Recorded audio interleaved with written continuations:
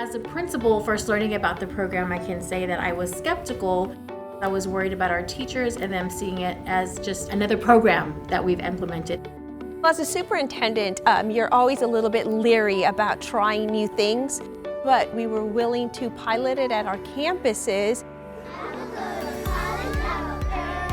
Let me tell you, I have seen the difference that it has made. Students are talking about college at a very early age.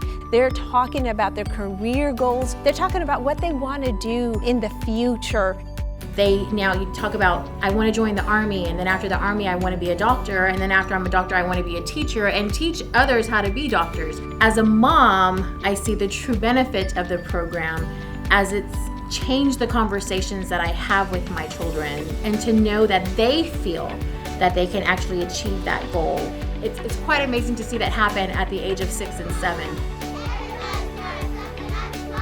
I've seen a change not only in our students, but also in our staff. It allows us to be able to connect with our parents, with the community, with business members. So it's truly a program that unites all of us under one goal. I don't see it as another program. This is that piece that we've been missing, that education is missing. It has been missing for a long time. It's true teaching and definitely true learning going on in the classroom, meaningful.